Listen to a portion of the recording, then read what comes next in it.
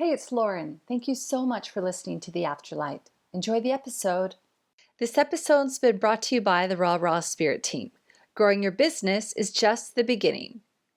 Too many business owners try to grow their business on their own. They spend countless hours testing out and investing in hundreds of strategies, all with the aim of building their business. Without support, someone helping to guide you and cheering you on, motivation starts to go down. Your passion starts to decrease, you start running out of money and losing faith in your business and yourself. The Raw Spirit team is a supportive community filled with expert programming, up-to-date training, guest experts, mentorship, and like-minded business owners. This isn't another community and another strategy. This is a serious and supportive community of business owners focused on supporting each other and building their business. You are welcome here.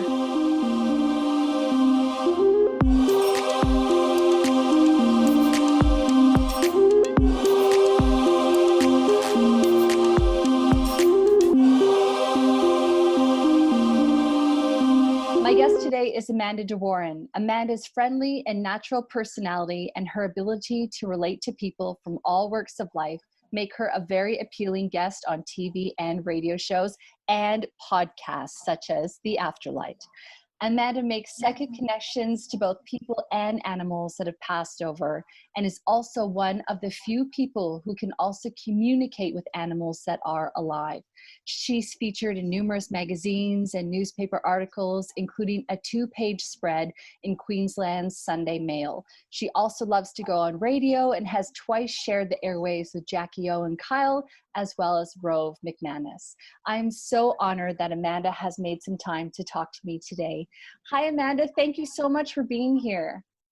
Oh, thank you for having me. You know, people say to me, oh, you know, you've got big TV shows and big radios, but you know, the podcasts and even the smaller radios are just as important to me because they're all listeners, they're all fans, and they all want the education.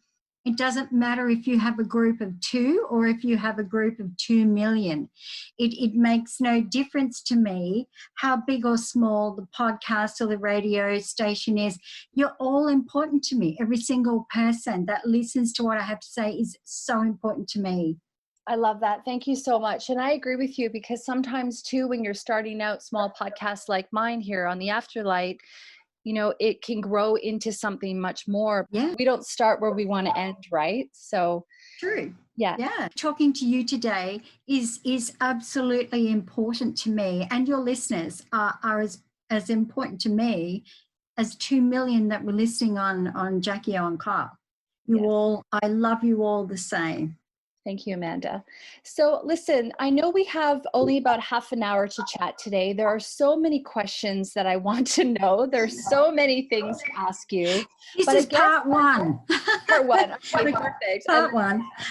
So before we really get into, you know, kind of the work that you do, I always love knowing from my guests kind of how their spiritual journey originally sort of kicked off. Was this always something you were connected to, or did you have to kind of learn about it?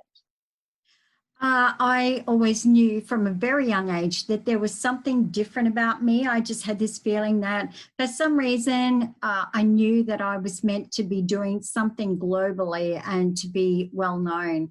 And even as a child at about 4 or 5 years of age, my older brother and sister, I would always say to them, I'm going to be a star. And and my sister said to me, she said, you know what? We always knew that you would be for some reason or another. But even back then, and I don't actually consider myself a star or a celebrity. I just do what I do because I love it. And focusing on the animals, even from a young age, I always loved animals. And I went to my uncle's farm in England, and the lambs were, the sheep were lambing, and he had milking cows and chickens, and I was just in my glory. I just could not wait to get to my my uncle's farm and just be with the animals. And I just knew then that I could communicate with them. And even back then I had this feeling of this beautiful energy between the animal and myself, because animals, even to this day, still react around me. How do they react? Well, my TV producer yesterday, we're doing a TV show. I'm actually got a TV show happening where we're putting together fascinating stuff. It's never about me. It's all about, you know, educating people about the animals and being the global animal voice. Anyway, she's got 2 cats, and one cat is so timid and never goes near anyone. Every time I go there, she comes out from under the bed. She comes out and she sits, and I've got a photo of her sitting on my bag at my feet. And my producer said, you just cannot fake that. You can't fake it. That cat just loves you. And we were doing another filming at another place, and the lady had a dog there that had been quite terrorized, and she said, I said, there's a dog behind the wall, and she goes, yeah, he's so scared, he won't come out. Next minute, about 5 minutes into the show, he came out, walked past the cameraman, got up on the sofa, sat on the sofa, and we've got the film of this. The interviewer was here, I was here. This dog got up on the sofa, laid down, and laid its head on my lap. That is so wonderful. Animals and I have just had, from the tiniest little bird to even the ants. If I find an ant in my house, I pick it up, I put it outside. You know, every animal is important to me, whether it's a bee or a moth or anything. I love all animals, not just the big significant ones, but the little ones as well. I love that. Well, I guess we're all sort of here, you know, living the soul experience, aren't we? Yeah. Are you a vegetarian, Amanda? Yes. Yes. Unfortunately, I cannot be vegan because my body doesn't allow it. Yeah. So I ask sort of permission for calcium and things like that. I can't stand red meat. Even as a child, hated meat. I'm very healthy with my body. I look after. I actually had a protein shake before I started here because my schedule is just so monstrously over the top. Yeah, no, I don't eat animals. I can't do that. Yeah, I just thought it would seem strange if you did, so that makes sense that you don't. So can we talk a little bit about how you describe the work that you do? Because, you know, I love animals, right? I love dogs, especially. I just love them. I've never owned one because I've had commitment issues, although I'm ready to attract a dog now. But, you know, I guess I'm trying to figure out whether or not some people they just love animals because they love animals, or because they have some kind of empathic connection with them, or kind of, I guess, what makes you different from other people who might just love animals? I understand them, but I'm not saying other people don't. Animals when we talk about the human race, who are the dumb animals? I think that the human race are. Yeah, well, for sure. Yeah. The animals, I'm actually in the process of writing a book. It's actually narrated through me, but every part of this book is about animals and giving them their global voice. That's why I'm going out globally to help the animals save their homes and to get people that don't understand and love animals the way you and I do, get people educated. And so this is not about me. This is never about me. This is about getting out there and educating people. That's why I'm writing this book. That's why we're doing the TV show. I work with a lot of celebrities, but I have no interest in them being a celebrity. I'm interested in helping their dog or their cat or whatever's going on. Yeah. But it's not about us. It's about them wanting us to understand them. and how we can relate to them in a better way and their wants. I mean, you think about 20, 25 years ago, you know, Rufus was in the backyard and he was just, you know, washed once a week and patted by the family. Now, my cats are asleep on my bed, you know. Yeah. I was going to say, now Rufus has his own Instagram channel and he gets all these free products. And and they are part of us. They are. I laugh because I say if they could take over the world, this place would be such a grand place to live in. Yeah. As they don't want confrontation and hatred and, you know, the mixed emotions that we have of the global, may I say it, the COVID things that are going on. Although that works to their advantage because I haven't been able to travel a lot. So my two fluff balls just lounged out on, and one of them is a rescue, and it's a funny story. I'll tell you about her. Yeah. We lost our dog, our big boy. He was such a character about 6 months ago from cancer. And we worked very hard to keep him, and he was so loved. And we worked hard to keep him alive. Anyway, I sold up my house, moved somewhere else to buy block of land and build.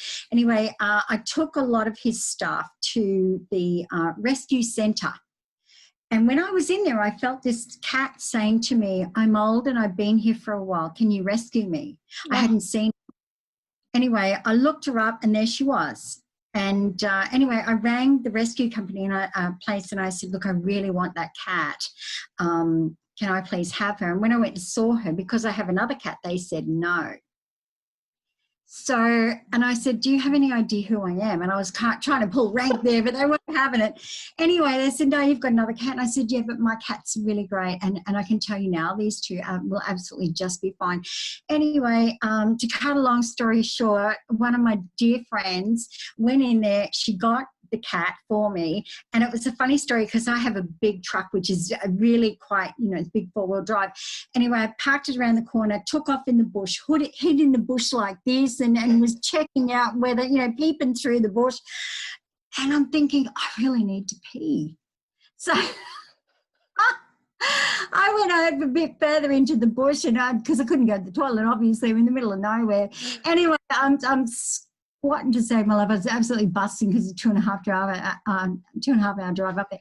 Anyway, I didn't realise there's a damn quarry down the road. Big trucks coming past. Oh my God. They drove past and I'm trying to move over and I peed all over my leg and my pants and I'm what we do to go through to get these animals. Anyway, these girls walk past with the dogs. I'm like, "Oh no, nothing going on here. I'm just standing in the bush, you know, looking insignificant." And they're like, "What's going on there?" Anyway, my friend finally came out with the cat, who's now called Sage. I leapt out of the bush like a mad woman with the pee on my leg, jumped into my truck, took off down the road with the cat, dropped my feet off the place, took Sage home, and she has loved it. I've just put it on my Facebook page the other day. So that's the things that we do, because she'd been in there for a long time and she's 12 years of age. I'm like, "You are not spending another day in that place. You're coming." She is so loved and so looked after, and she's the queen of the house. She roams the house, and she puts Russell, who is also a big character, Ginger Russell, she puts him in his place a lot. I love that. Fine. Yes. So that's all about saving the animals. Amanda, do you believe that pets choose their owners? You kind of talked there about how Sage sort of gave you an indication. Do you think that, you know, all the animals that we have choose us? Absolutely. Absolutely. I was just talking to a lady, one of my clients this morning, and one of her cats came through and I said, "You weren't planning on this kitty." I said, "I feel like it was at a school. Did it follow your son home?" She goes, "Oh my gosh." She said, I said, "It was only a few months old." It was like 6 months old. And she said, "Yes, there was this cat hanging around the school." And she said, "It chose my son, followed my son home, and lived for another 16 years with us." Wow. I love that. So it comes to the question of, why do animals all of a sudden turn up at our place? Well, it's like our family know that we would love this animal. Yeah. Romy was a rescue. Sage is a rescue. You know, I feel like there's this great big neon sign flashing at the top of our house. All strays, welcome here. You know? Yeah. I have a funny story. Maybe you could share your perspective on that. So I've always had a fear of birds. Sorry, when I say that, I mean, when I was 7, I had a bird sit on my head, and it scared the hell out of me. And ever since then, I've had a Yeah. fear of birds, right? And it's not about the birds themselves. It's about being touched by one. I don't want that. Anyway, to make a long story short, about 2 months ago, maybe even a month ago, these sunbirds. So I'm sure you're familiar with them, but in Australia, Yes. there are these things called sunbirds because we have an international audience, and they, they're really small. They're almost like hummingbirds. They're really a really beautiful, cute bird. But they're kind of like, I sort of trick myself and pretend it's almost like part butterfly because it's so little. So anyway, they started building a nest outside my front door connected to this plant that's hanging. And it's so funny because I think out of all the birds in the world, not that I'm familiar with all the birds in the world, this was almost the perfect bird that could have built a nest there, because anything bigger than that would have freaked me out. Whereas I feel actually safe and kind of comfortable with it. So over the process of 7 days, we actually watched these birds build this beautiful nest outside our house. And now, like as of this week, there are chicks in there and they're feeding it. And it's such a Oh, cool thing. And I feel like for me, I'm not sure whether it's bird therapy necessarily, but it seems as though maybe the birds kind of chose our area to maybe because help they me through want, that. exactly, because you had to see the whole process. It wasn't just about a bird coming in and flying on your veranda and sitting there. You saw the whole process of them building the nest, which Yeah. made you feel beautiful. They were building the home, and then they laid their eggs and they felt incredibly comfortable around you. Birds won't come in unless they feel really comfortable. So they were obviously trying to give you some therapy, and you were letting them know that it was okay for them to build a nest. So you've seen these chicks and being nurtured, and they're kind of like, oh, they're my babies too. Yeah, I do feel love and compassion for them. It's Yes. so Yeah, not I fear at know. all. It's like this, ooh, like, yeah, it's really interesting. So I just wanted to share that. Oh, absolutely. Birds play a big part, winged animals especially, you know, your butterflies and even your beautiful moths and your birds and so forth. They always play a big part in spirituality. I've Mm. always felt that, even as a child. Grandfather passed. I just remember seeing all these butterflies around me, and I absolutely adored my grandfather, no doubt about that. But I always, and even now when I see beautiful butterflies around, I think of my grandfather. It's just such a beautiful sign. I agree. So do you think that sometimes animals are messengers from our loved ones? Messengers, and the feeling of peace and the freedom of the flight of birds. You know, the freedom of they're so close to nature, and they work with nature, and they love nature, and they love each other. Well, most of the time, magpies are really mean around nesting time, but generally, birds of all types, they kind of send the same meaning. This is Mm. the feeling of love and freedom, and what I say to people is, I feel that the souls of your loved ones sit on the wings, on the birds, and the birds fly towards you, and it's like they're sitting on the birds, and they're entertaining you by coming and visiting you in a very special way. So a lot of people refer to birds after people have passed, or a connection with a loved one. Um, Mm. remember years ago, I could always hear this bird next door, and this is going back when our children were young, when it was about 30 years ago, and this little bird, this little quarian, I just, it's calling out to me, please, please free me. And I knew that the neighbours weren't looking after it. So you know what I did? I jumped over the fence and I tipped the cage over and let the bird go. Oh, You might wow, good. have heard me say freak, because I just couldn't stand to hear this little Yeah, of tiny bird course. in this little tiny weeny cage, calling out and crying. And so I let it free. I just looked like, oh, the cage is tipped over, so the bird got out, and then I jumped back over the fence. Lucky they didn't have like the cameras back then. Yeah, exactly. That's funny.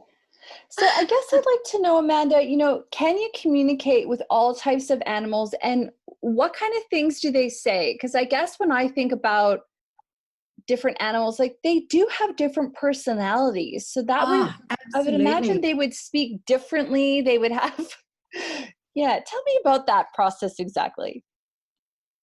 They all have different, there's interspecies connections at times, but I'll tell you an example of having a communication with a different animal.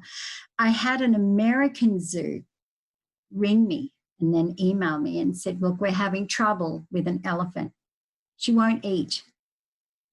Okay, so I connected, and instantaneously she said to me, everybody's staring at me.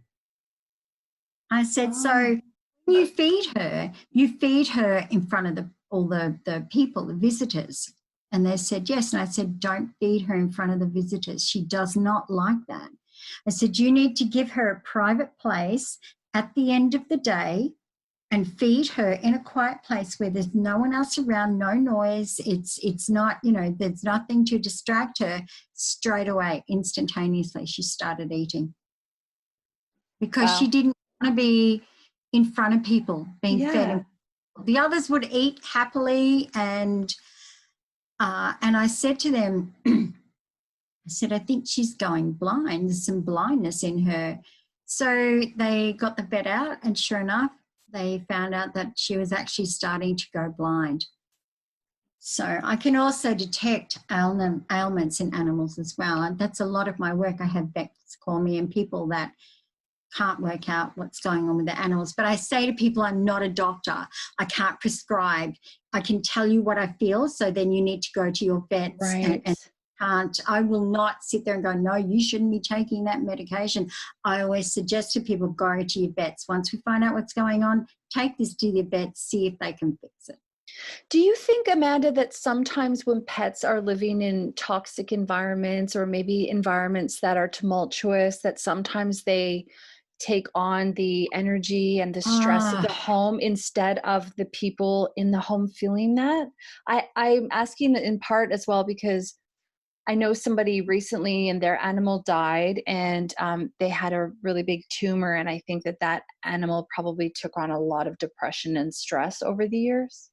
Absolutely. Animals try very hard to keep our lives taking on any kind of even physical ailments, not just emotional ailments, but physical ailments, which then can render them quite sick because they're to take on our ailments, or it is such a bad situation that they take on something that they cannot survive from.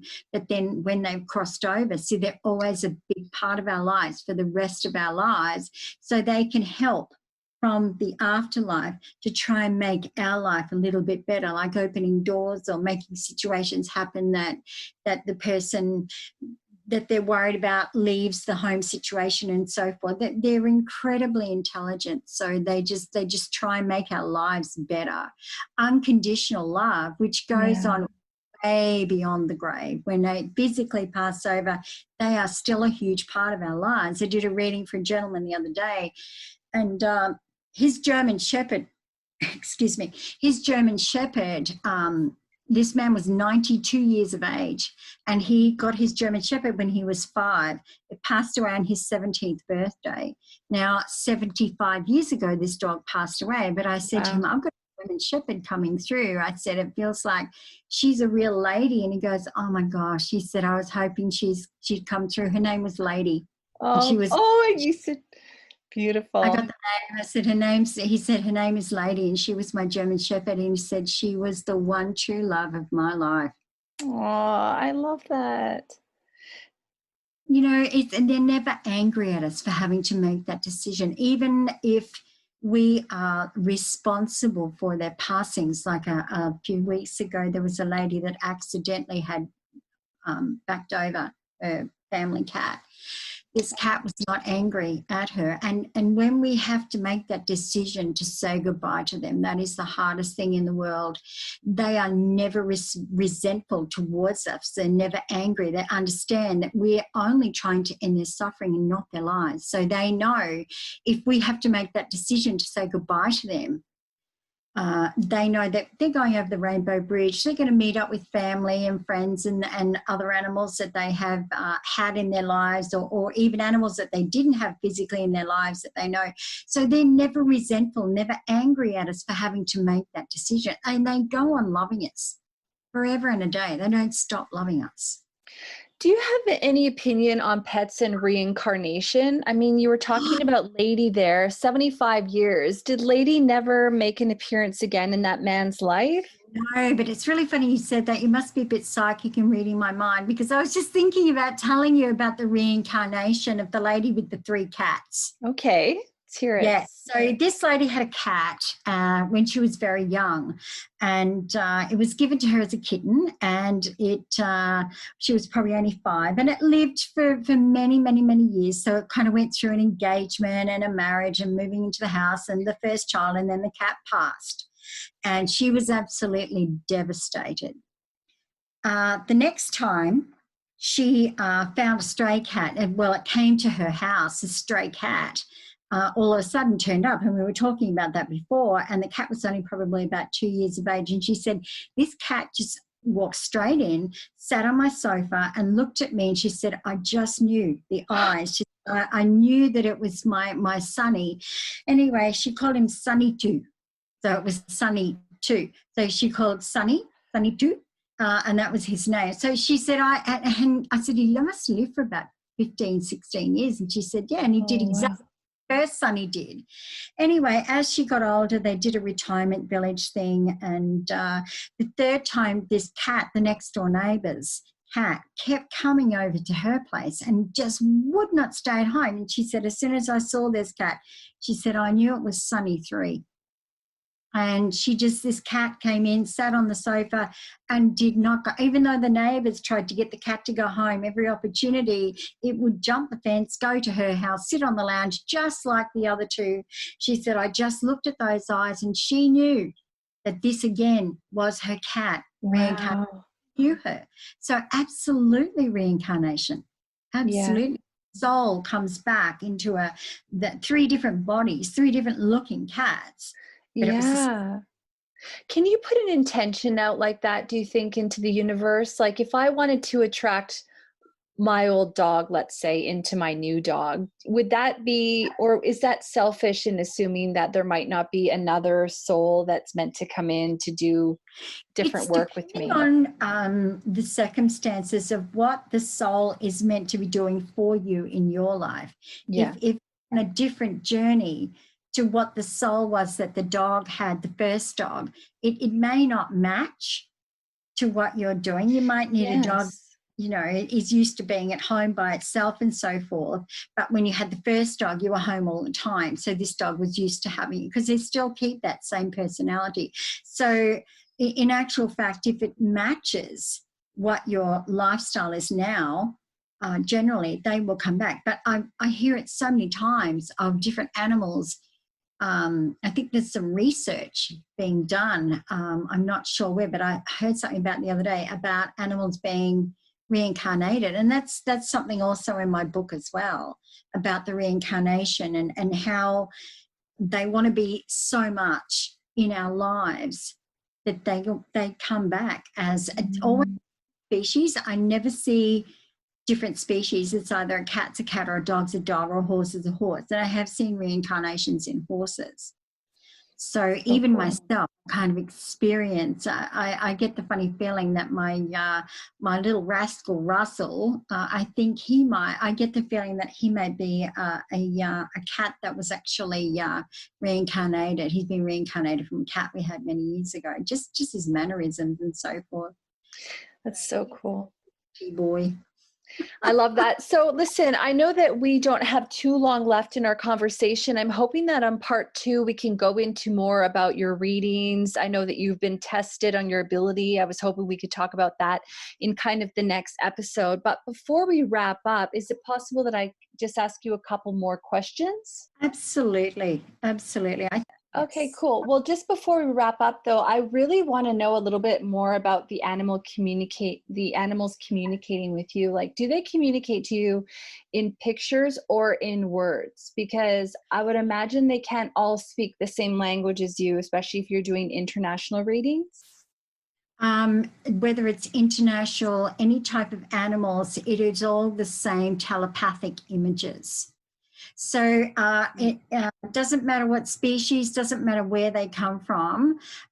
It's the same language that I can interpret. So my guides gather that information, what they're saying, and then they interpret what the animal is saying to me in the language that my guides and I have established over thousands of years, not just in this life.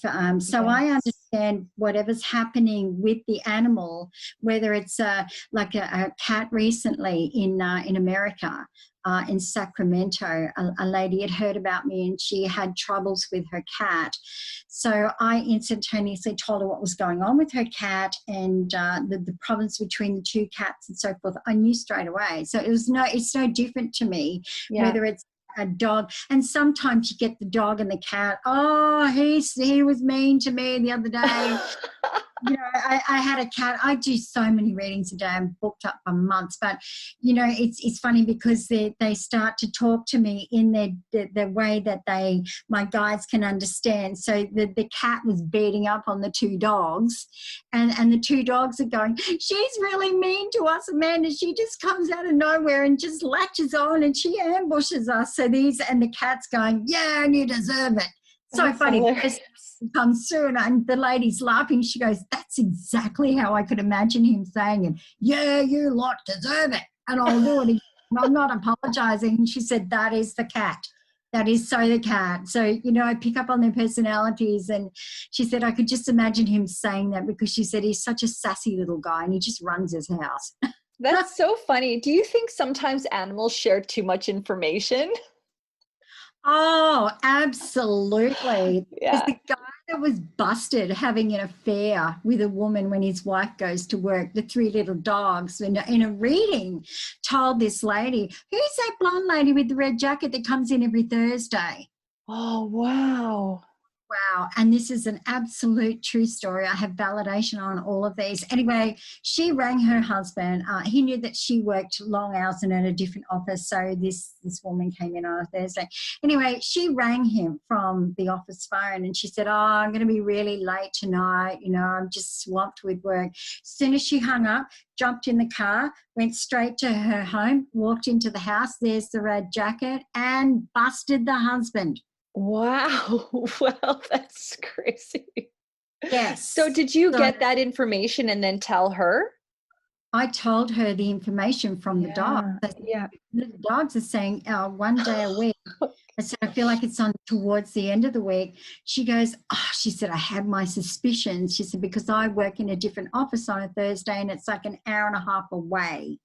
So as soon as she finished off the phone, she took off, went home the quickest way she could because it wasn't peak hour traffic, and got home within about 45 minutes, walked into the house, and there was the red jacket and busted the husband. So he still to this day probably doesn't even know how she knew, but she knew. Yeah, that's quite And something. another one was this husband was squirreling money away, and the cat told mum that it was in the shoebox just behind another box in the top of the cupboard. Oh, She wow. found $8,000 cash in the back of this, and he was planning to leave her, but he wasn't telling her. He'd withdraw the cash out so he didn't have to share it with her. Oh, wow, that's quite something. And I just want to say quickly, Amanda, just for our listener at home, we have a lot of episodes on the afterlife where we do talk about how, psychics and mediums do learn a new language with their guides. Yes. So that's kind of what Yes. Amanda was talking about. We won't get into that conversation deeply right now, but I just want to say that if people are interested, to go back and listen to some of the previous episodes, because it's a new language that you need to learn to be able to communicate with your guides and then translate that information, which I just love that. I say to people, it's called the bench seat. So I say to people, sit yourself, it's a visualization practice, and sit yourself on a bench seat or somewhere where you feel comfortable. Invite your guides and your loved ones in. You don't have to say anything to them straight away. Start to develop that language. Mine is telepathic images, pictures. Say I'm trying to describe my house.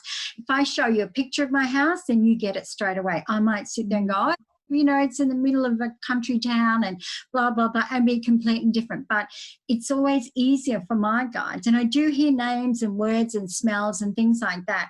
But it's easier for my guides to show me pictures. So that's our language together. But everybody's different. I teach as well. So I teach people to understand their languages from their guides. And it's a personal 2-hour, which again are booked up.